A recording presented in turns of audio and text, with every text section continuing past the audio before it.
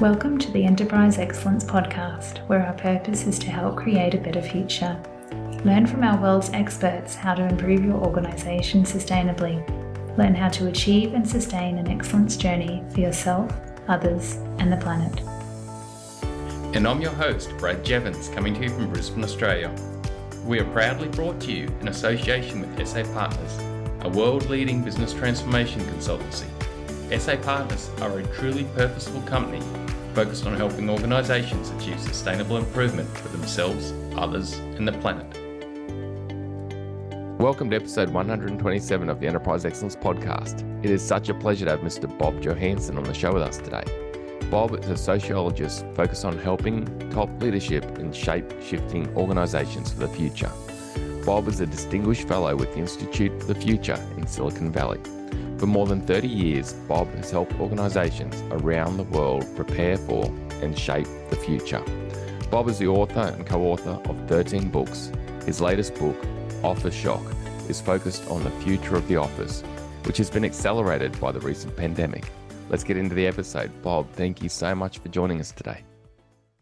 Great to be with you, Ben. Yeah, appreciate it. Bob, what's your backstory? Like, what has led you down this path towards sociology, focused on the office for now and for the future? Yeah, so I'm a humble futurist by background and by training. I've been doing this a long time. The Institute for the Future is the longest running futures think tank in the world now. We started in 1968. So, the first question you should always ask a futurist is, have you outlived your forecasts? Yeah. And we have 5 times over. Now, I'm a sociologist by training, so my PhD is in sociology. Also have a background studying world religions and values and kind of the implications of religion on society. I'm not an advocate of any brand of religion. I'm a student of all of them. But when I came to Silicon Valley, I got really interested in the sociological side of technology. So typically, I'm the resident social scientist on a project with engineers or with scientists. And typically, I'm looking 10 years out and thinking future back. Yeah, that's nice. And you're based in such a part of the world for that forward thinking, isn't it? Like, you look at what's come out of Silicon Valley over the last, a long time. It's amazing. Yeah, Silicon Valley is still the epicenter of a lot of the technology shocks that ripple around the world. It's certainly spread out from the early days of Silicon Valley, which that term was coined in the 1970s. So it's taken a while to get going, but it's a very exciting mix of people. And the way I like to think of it, and I grew up with it, the way I like to think of it is that it's kind of a mix of people who want to change the world and make the world a better place, and people who are extremely greedy. And I sound like I'm being negative, but I'm really not. If they weren't so greedy, Silicon Valley wouldn't work. But that tension between the change the world people and the greedy people, it creates an edge, and it's a very international edge. It's not an American phenomenon. Indeed, most of the people, at least many of the people in the Valley, are not even from the U.S. It's an international mix, and this tension between the change the world people and the make money people is just such an important part of the energy, the kind of sparkle, the kind of passion and bite that reflects what the Valley is all about. Yeah, it's amazing. And so much of what our community does and our listeners do, Bob, emanated from there to some degree with agile and a lot of the expertise that happens there. It's like such a heartland of it. Mm-hmm. Exactly.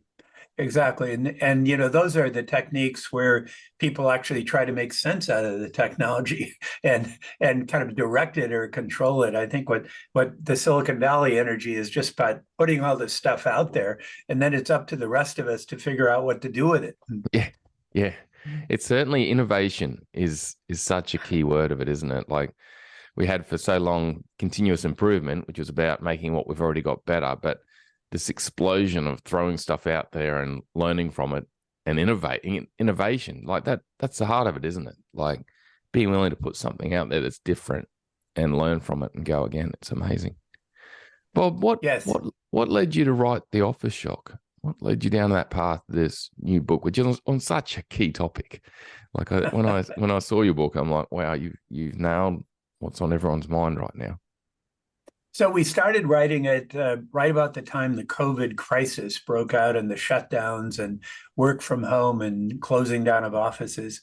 And we had a conversation with a Swiss furniture company, USM, that makes modular, very energy efficient, very flexible office furniture.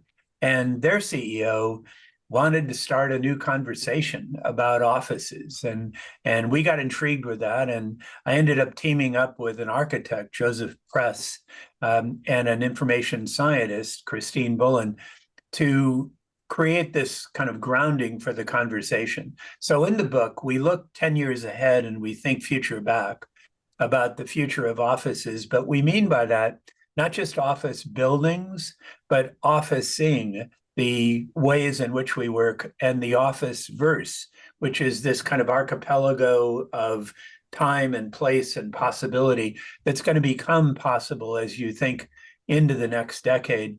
We also looked 50 years back because one of the big lessons of us is from futurists is that almost nothing happens that's truly new. Almost everything that happens was tried and failed years before. So luckily, we had 50 years of prototyping media like this. We're using Zoom right now. Zoom didn't just happen.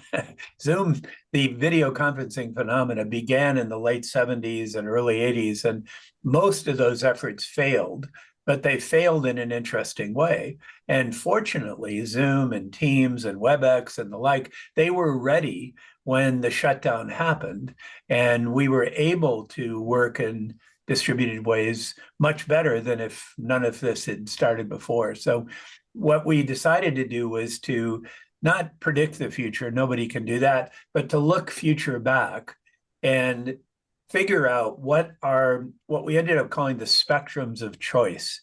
The spectrums of choice. So our job as futurists is to look at those underlying big waves of change and then provoke people's insights, provoke people's actions, to give them a future back view to help them make better choices in the present. And those 7 spectrums of choice, those are the basics.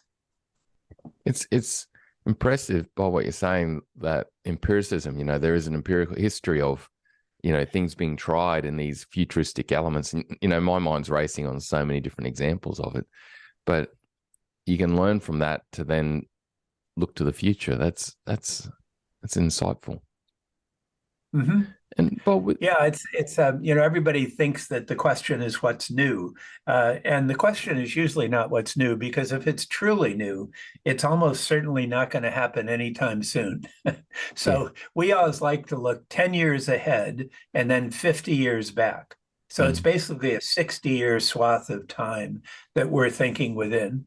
Yeah, and through that you find trends and information on what has been, and you can use that to provide insight for the future. Interesting. Yeah. So that's right. And trends are interesting. So trends are patterns of change you can extrapolate from with confidence. We're more focused on disruptions, which are breaks in the pattern of change. So you can look at things like demography. That's a trend. What we call the digital natives or the cross-reality natives, those that are 27 or less or 16 or less, they're disruptions, they're breaks in the pattern of change.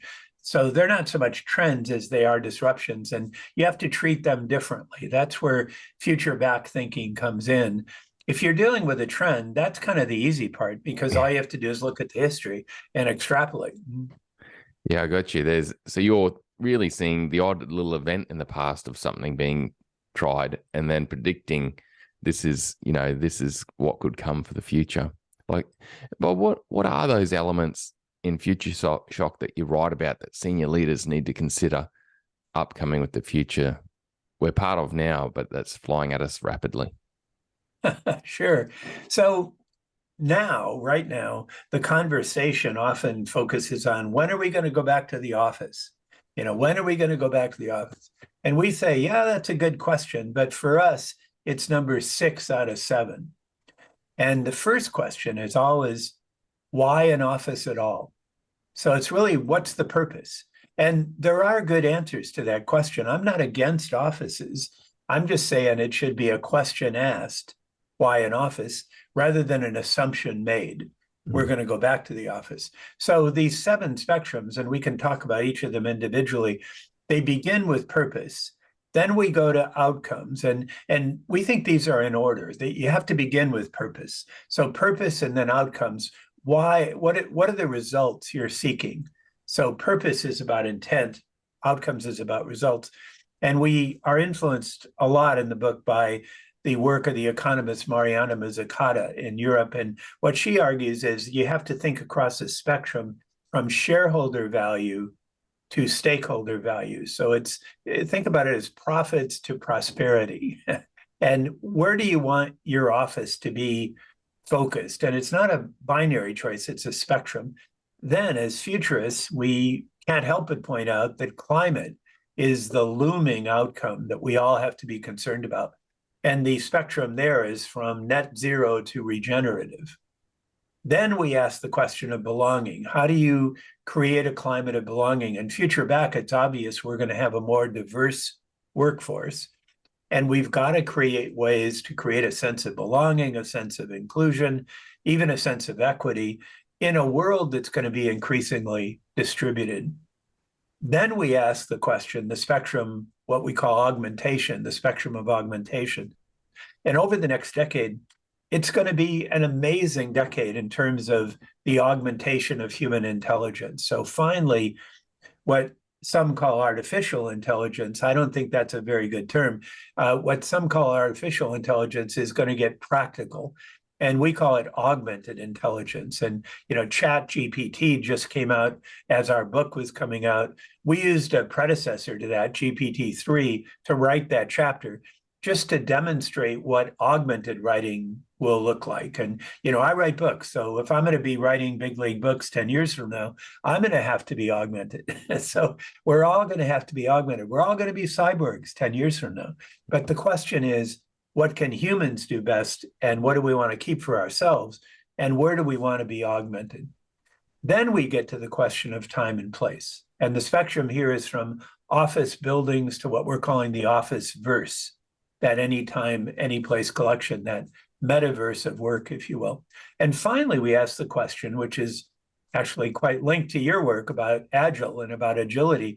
How do you hold it all together? What are the ways of staying coordinated, staying in sync? And, if you think future back, all of us who are leaders, we're all going to have to be corporate athletes. We're also all going to have to be physically, mentally, and even spiritually fit, not necessarily religiously, but spiritually grounded in the face of all this uncertainty, in the face of, what the Army War College calls the VUCA world, with all this uncertainty. So those are the 7 spectrums: purpose, outcomes, climate.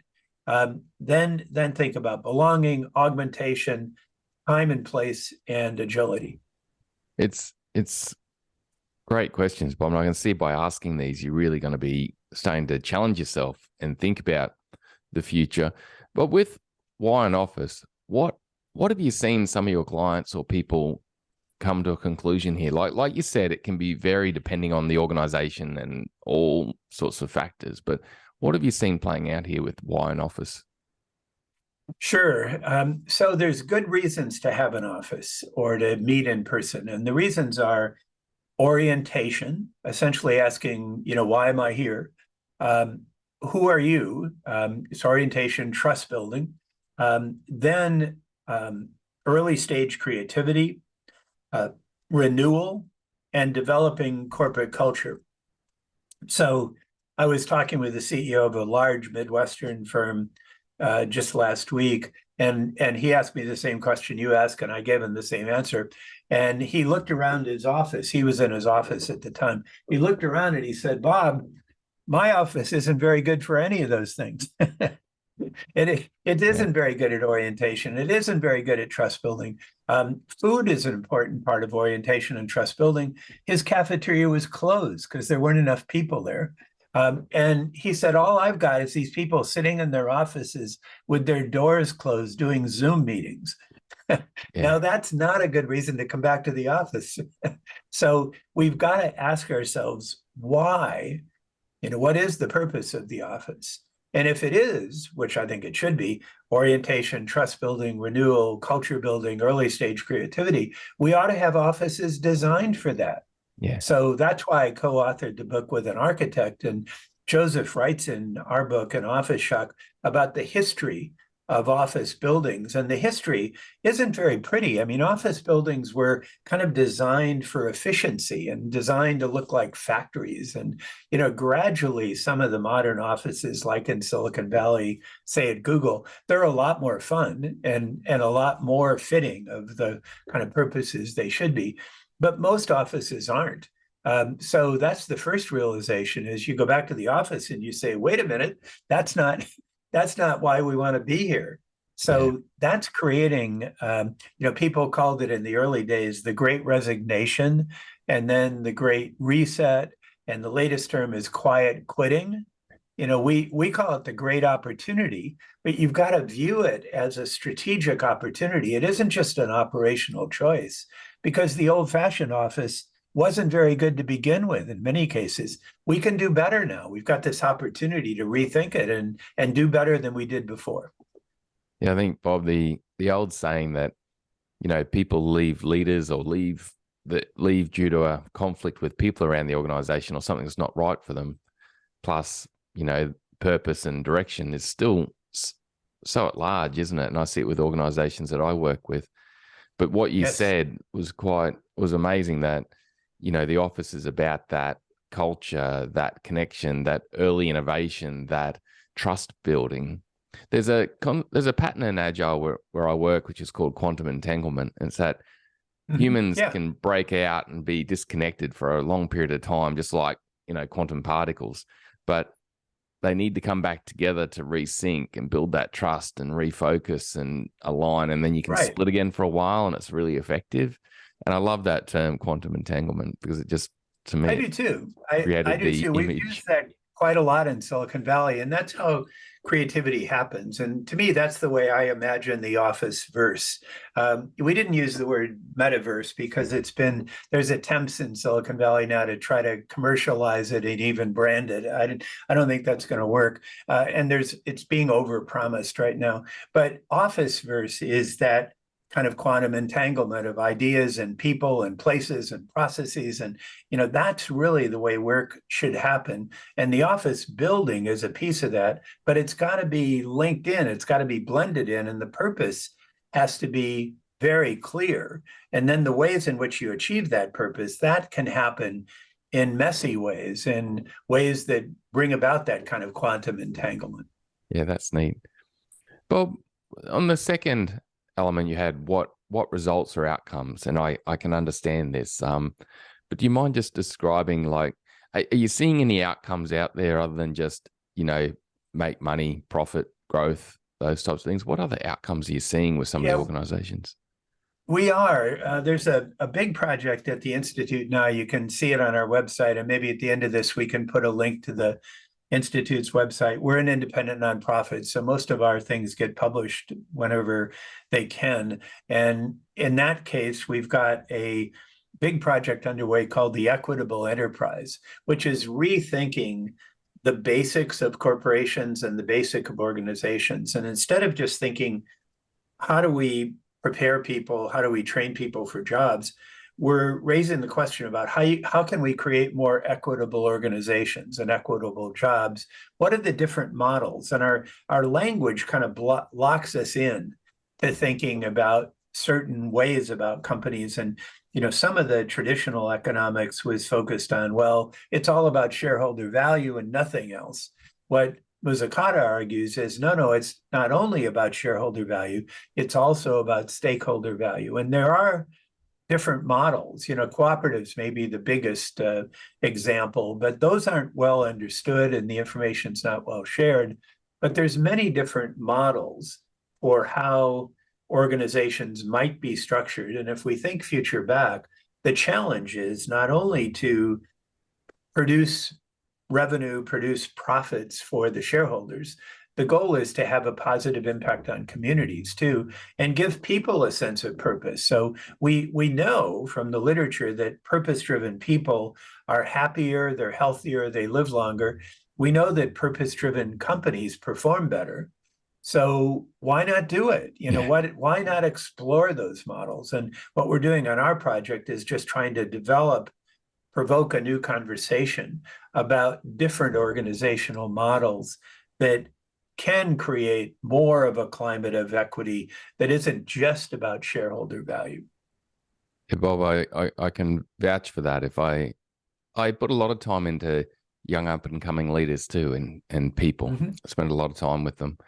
And the amount of time I've heard one of them say to me, Brad, I think I'm going to move over here to this organization because it's got a better purpose. Like we really have lost our way with, what are we doing? They're working in aged care or, and they're really helping the elderly or they're doing this work for the planet. I'm going to move. It's like a magnet that's drawing people towards it. But I do find that a lot of senior leadership still aren't connected with the power of purpose or that meaningful vision, and cascading it so that people can align to it and actually create their own way. It's, I agree with you totally, rocket fuel, but enabling it to be a focus.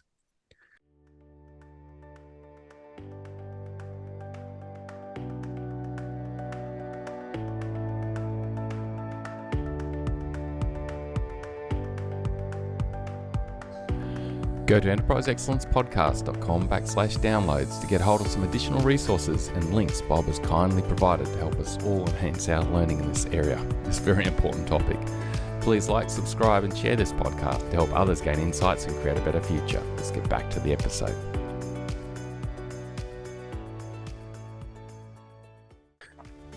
Bob, on you mentioned stakeholders. With stakeholders, please correct me if I'm wrong. You're mentioning like customers, employees, all those people in that community around the organization and that greater outcome for them. That's right. And so it could be like a town or a city or a state, like a governmental agency. It could be a group of people like parents or, kids or some population that could be a stakeholder. So it's just really asking the question of how do our products, how do our services affect others? And what are the impacts? And we talk a lot in the book about the circular economy. We used to think about linear economies where, you produce product and you sold it and you made money and you forget about it. Now you produce product, you sell it, you make money, and you think about how to recycle it or how to reintroduce it or how to at least balance the effects and balance production and consumption. And thinking future back, we don't have much time to get that balance right. And it's quite out of balance now. The good news during COVID that I found really optimistic is more and more companies are facing up to this. The disappointing part is that governments aren't doing very well at all. So they talk a lot, but the action hasn't been very good. So during COVID, I've been more impressed with companies, but less impressed with governments. And they're so polarized now that they can't seem to get it together, even around what is, to me, an obvious issue around climate.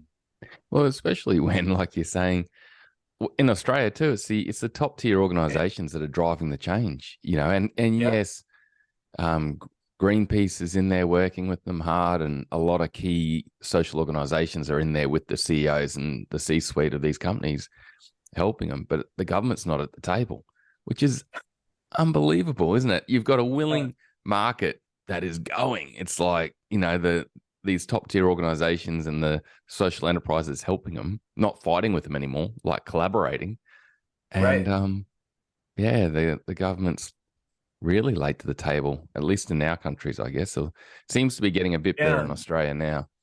But I hope so. And you can see certainly in Australia and now in the United States, the impact of climate is not tomorrow or 10 years from now. It's now. You can see the immediate impact. Yeah. I just think in essence too, Bob, the that piece of climate you've mentioned here in your book, just the future we develop for our kids is, or don't develop for our kids, is so amazing, isn't it? Like Right. it can be a lot worse, or it can be a lot better, or maybe we could hold Exactly. equilibrium, you know. And I Exactly. think I do a lot of trekking with my boy, and get into some amazing wilderness areas, and Right. you want them to be there, if not more, don't you? Exactly. Exactly. And then again, a future back view makes that obvious. And I hope that we're going to face up to that as one of the opportunities we have now. We can work better, we can work smarter, we can work in a way that's more regenerative than what we have in the past. Yeah, and with the with what you're writing about with Officehock and that future of augmented type outcomes, you don't have to drive as much, you don't have to fly as much, you don't have to, there's all this reduction in impact that is huge. So when you said that, it was just a logical trigger on my mind of, yes, there's a massive outcome for climate. And if we think climate, it's like, well, there's some really strong thoughts to put in there. That's right. That's right. And the neat thing about looking 50 years back is you can see how we've had technology that's been in development for more than 50 years. Actually, the term artificial intelligence was coined more than 65 years ago. It's a very old term. And now it's finally getting practical. And it's very interesting, just on November 30th, Chat GPT was released by OpenAI. And it really interesting how popular it's become. I'm sure many of your listeners have already tried it. And if you haven't, try it. It's basically a very large language model that you can chat with. You can ask questions of it, can do draft writing for you. And around Institute for the Future, we're trying it out all the time because it's pretty clear that what we do as futurists can be done in some ways by these forms of augmented intelligence. Now, it has real limitations, but if you assume future back, all futurists will be augmented, or they won't be in the game. Yeah. It's just going to be a price of entry, but there'll still be things that humans can do better than the technology. So, Tom Malone, the guy who wrote the book called Superminds, he said the big story over the next decade is not computers replacing people, although that'll happen in limited ways. The big story is humans and computers doing things that have never been done before. That's augmentation. Yeah. I was even just sent a simple app yesterday from a person I know on just Microsoft Power. Was it Power Automation? And I was like, wow, that's because I'm in process improvement, and you look at these little triggers, you can easily rapidly get flow with a process by just having a trigger or some sort of logic event, right, rather than the human having to do it. It's a massive outcome for customers and for people. But I'm definitely going to check out that. It can be. I'm cautious about the word automation for the same reason I'm cautious about the word artificial intelligence. It's not about replacement. It's not about automating, although some of that will happen in limited ways. The big story is about augmentation. It's about how do you take those things that humans do best and amplify them and move into spaces that we don't do well. And those are the things that should be automated. But again, I'm very cautious about that term. In the early days of office systems and officing, and before it was called the Officeverse, this field was called office automation. Office automation. And it really wasn't automation. It was augmentation that was in the process of happening. And it's the same, like Bob, what you're saying, like automation has that historic connotation that we're going to replace people. But in reality, even on a factory floor, it's been about the humans have altered jobs to work in partnership with the automation, because the automation needs care and service, and these machines need us to work in partnership with them. It's not just that. It sure does. It totally disappears. Now there may be a net reduction in humans, just like I think there will be a net reduction in office buildings, but there'll also be new opportunities for humans to think, how can they be augmented and how can they create create new roles that are better than what you had before. And that's not predetermined. But there's the other factor, Bob, I'd be keen, this is off topic, but you're a futurist, so it's on topic. We've got a massive reduction at crunch on labor at the moment, and it's not going to slow up if you look forward, in my mind, but please correct me if you see me as wrong. Like, it seems like there's going to be a decline in many countries on access to labor and resource, and that augmented approach seems really critical right now. Please, your thoughts on that, either way. I think that's definitely right. The labor force question, it has lots of uncertainty baked into it, but certainly there's going to be areas where labor force is going to be a giant issue. So take Japan. The demography of it is a much older society, and creates a need for people to work longer. It creates a need for care for the elderly, and there's a role for augmentation. So we did a study a few years back on the future of the construction worker, and Japan was way ahead of any other country in developing exoskeletons for construction workers. And they're basically things you can put on that help your posture and help your strength, but they also make it so you can work longer. So to me, that's an example of augmentation. It's a physical augmentation that helps extend the labor force that you already have. So there will be cases for the automation of some labor. There will be more occasions for the augmentation of human labor, and that can create a more robust workforce than what we had before. Yeah. I'm thinking, Bob, of that Japanese term judoka, which is about, error-proofing and working in performance and quality and machine performance in partnership, machine and person. It's a massive, definitely. Well, it's what's happened. But I want to backtrack just a second to belonging, because I think this is really important. Like, if I think of most people I talk to about remote work and elements like that, it links back to belonging and that human connection, which is what you link back to Wine Office in the first place. Like, these two are connected, aren't they? But do you mind explaining belonging a bit more, and then that diversity aspect you spoke about too? Sure. So the question here on this spectrum, the spectrum of belonging, the question here is, with whom do you want to office? With whom do you want to work? And if you look at traditional offices, kind of old-fashioned offices, if you walk inside them, everybody looks alike. They dress alike, they talk alike, they behave alike. And the old offices were designed for familiarity. And there's advantages to familiarity. I'm not against it. I mean, if you have familiarity, you have a common language, you can get things done faster. So yeah, there's some advantages to it. But if you think future back, the world is getting more diverse. It's getting radically more diverse. So majority societies are becoming much more common. California is already there.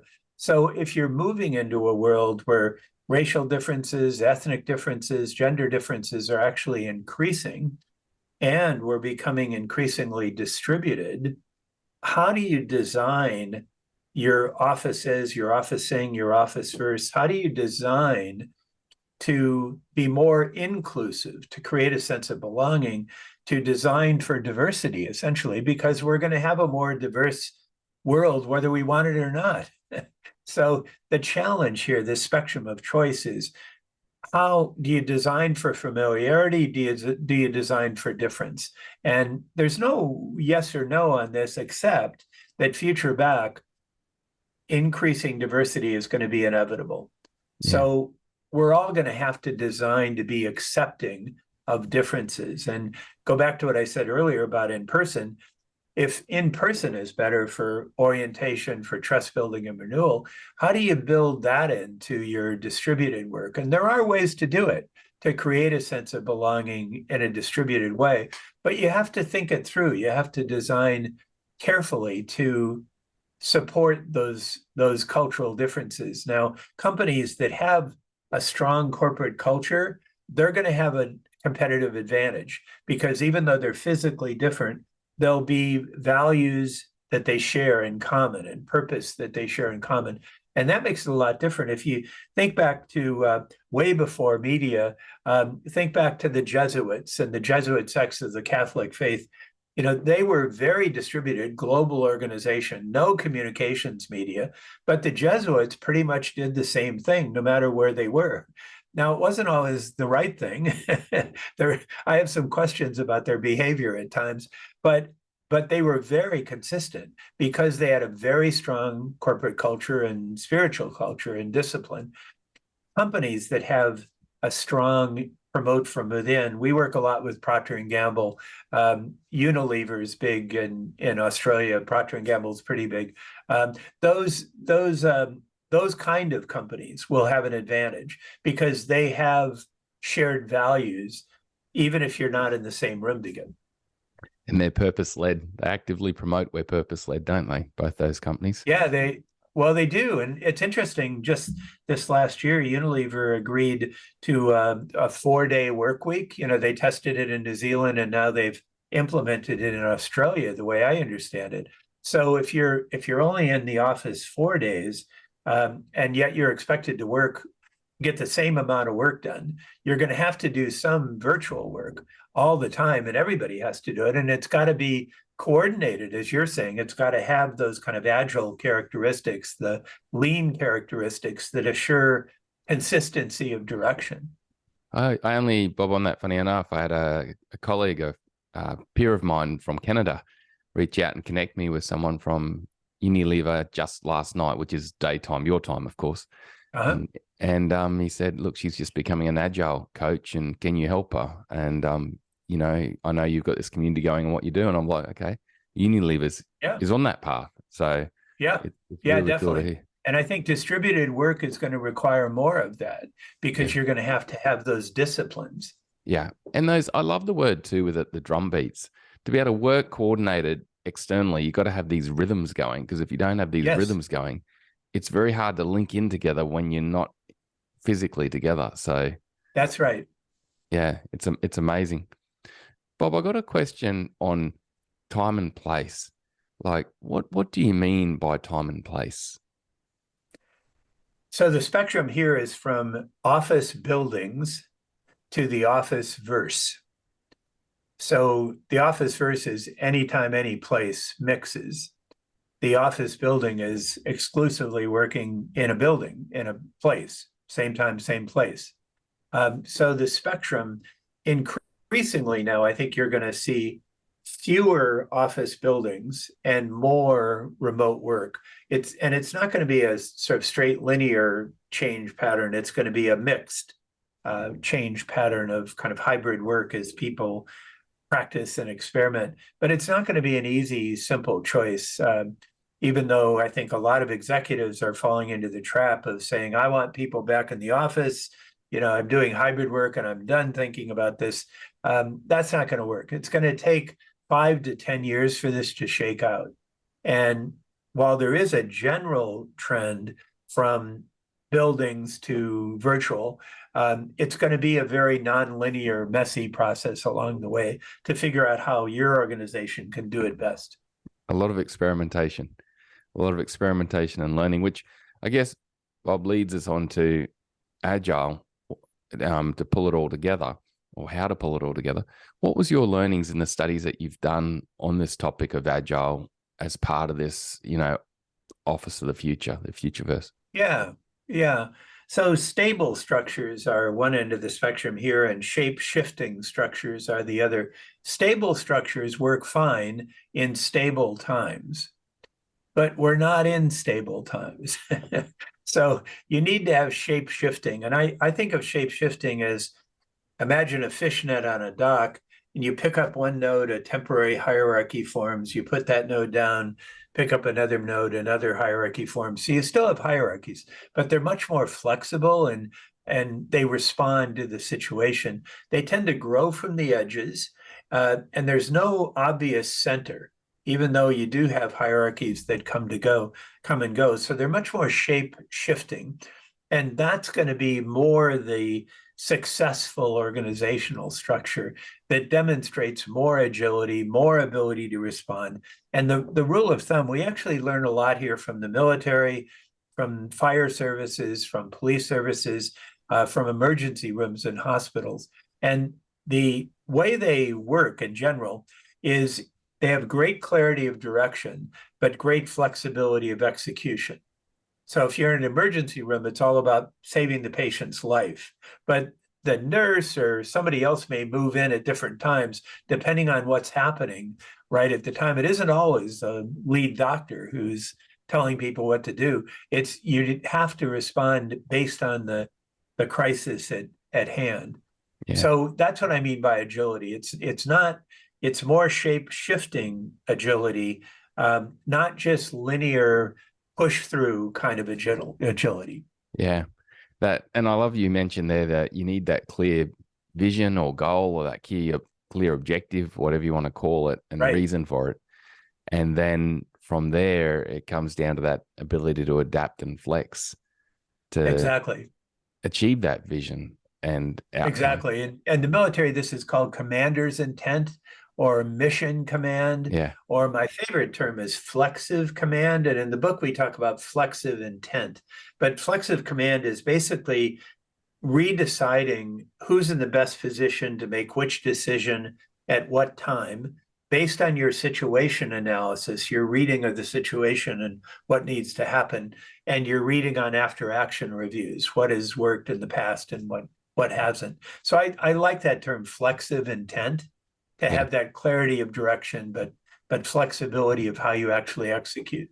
Well, I was just, I interviewed prior to Christmas, Chet Richards, who worked with John Boyd, and from that military background, and then I think back to I've read a lot on the SAS and Delta Force, and there's so many examples of it, isn't it? But again, that's a VUCA world, isn't it? It's necessity that you know the vision, you know the outcome, but how you get there and who's going to play a key part as you go there, who knows? That's right. That's right. And that's where the VUCA term comes from. It's volatile, uncertain, complex, and ambiguous. I'm not a military guy by background, but I happened to be at the graduate school for the U.S. Army the week before 9/11. And I've started bringing executives groups there. And now I've been brought in, and I now teach the new 3-star generals on their first week in Washington. And it's been truly remarkable to learn from them. And I've kind of flipped that VUCA in a positive way. And what I've said is, if you look future back, you realize that volatility yields to vision. So visionary leadership will get disproportionately rewarded. Uncertainty yields to understanding. So this is a time to be listening, not shouting at each other. Complexity yields to clarity. And the way I say it is you want to be very clear where you're going, very flexible how you get there. And finally, ambiguity yields to agility. So that's where we all need to be athletes. We all need to have that ability to be agile, to be grounded in ways that when we can't predict what's happening on the outside. Yeah. And being willing to, I guess, experiment, as you talk, I just think of that, the PDCA cycle, being really willing to have that. And I guess safety comes into it too, doesn't it? Because if you don't feel safe in your organization to do that, well, there's no way that's going to happen, is it? Yeah. So we think of it as foresight, insight, action. So the foresight is thinking future back. What are those external ways of change? What's the insight? What's the aha?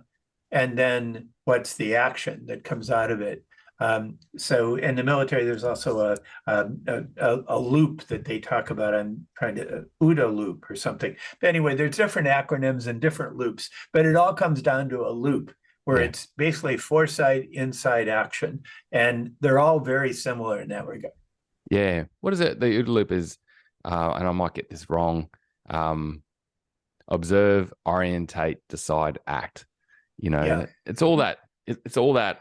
See something, learn something, think, go. Exactly. See something, learn something, think, go. Or exactly. It's not rocket science. It's just, but it's discipline. It's discipline in thinking.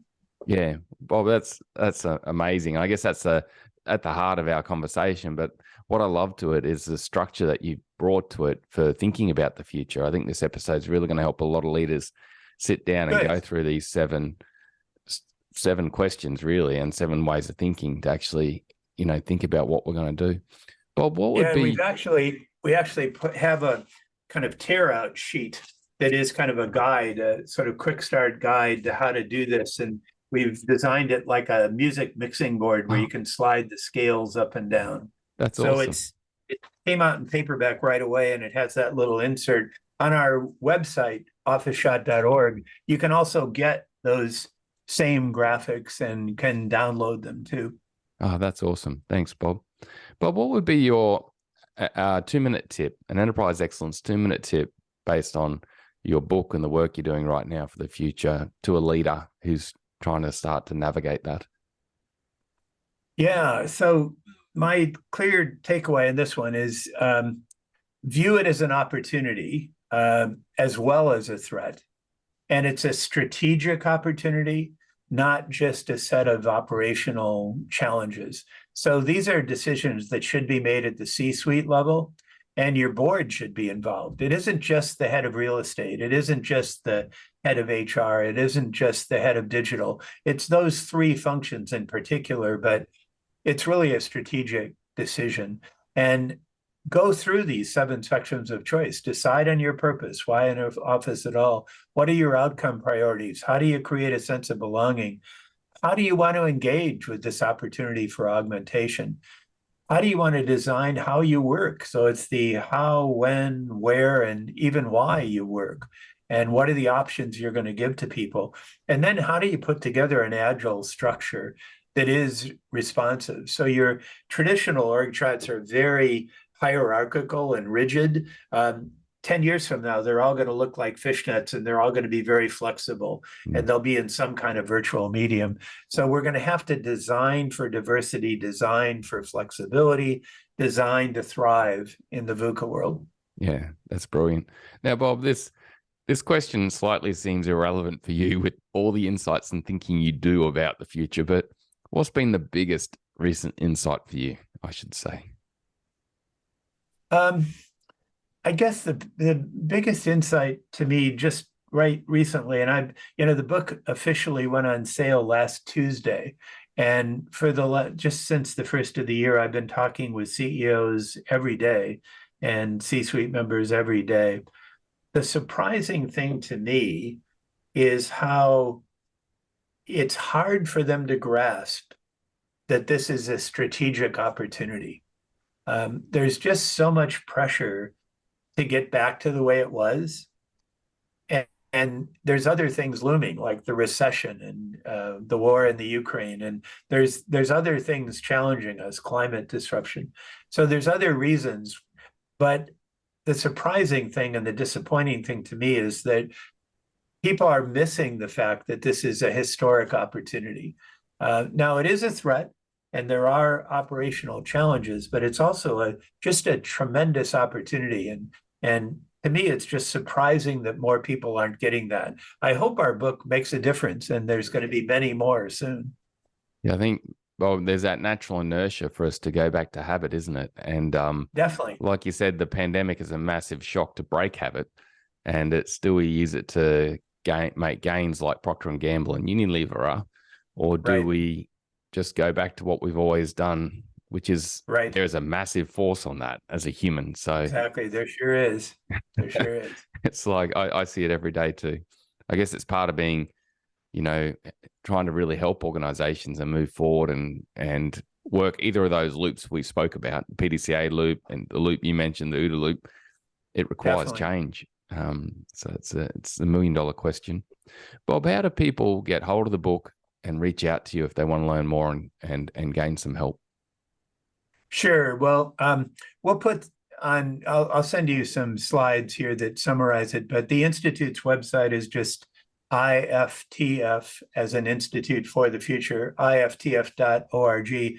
And the book website is officeshock.org. And we'll give your listeners a discount through our publisher at a link that we'll send. Thanks so much, Bob. Really appreciate it. Well, Bob, thank you for everything you have done and you continue to do. And thanks for sharing your knowledge and helping us create a better future, mate. Really appreciate it. Thank you. Thanks for all you're doing. Cheers, Bob. Take care, Brad.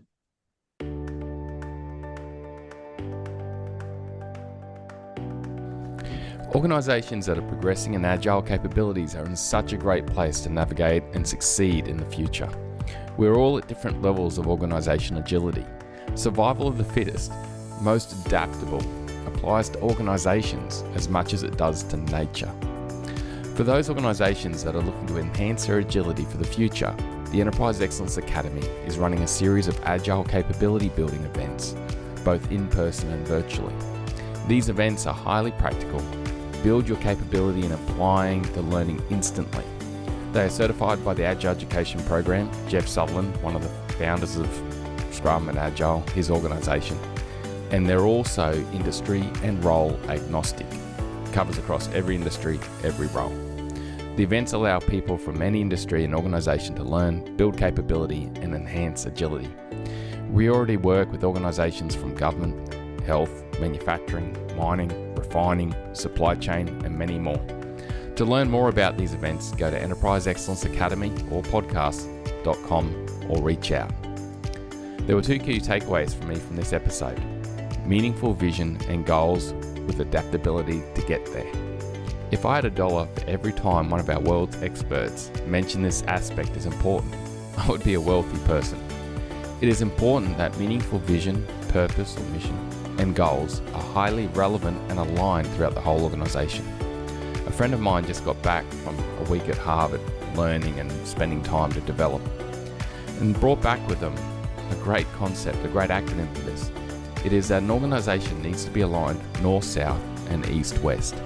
What this means is that vision and mission and goals need to be cascaded in a way that helps teams from the front line of the organisation, north to south, to align with the top, with their own version of the vision, mission and goals that may be different in wording and measures when you look at the front line compared to the top, but they are aligned north to south.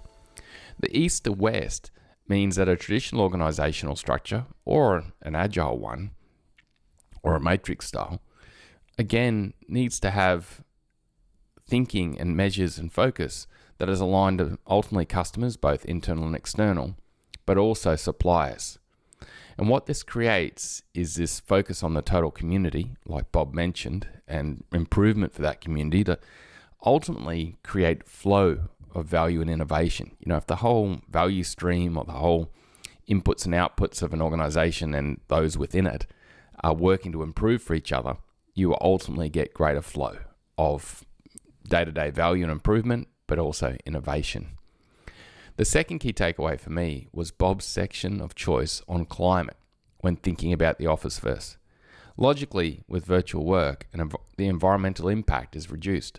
Transportation, the carbon footprint of buildings, road infrastructure, car parks, you name it, they're massive. By reducing the amount of travel, office space requirements, road repair, car parks, and so much more, ultimately climate impact is reduced and we create a better future. Thanks again for everything you have done and continue to do, Bob. Thanks for helping us create a better future. Bye for now.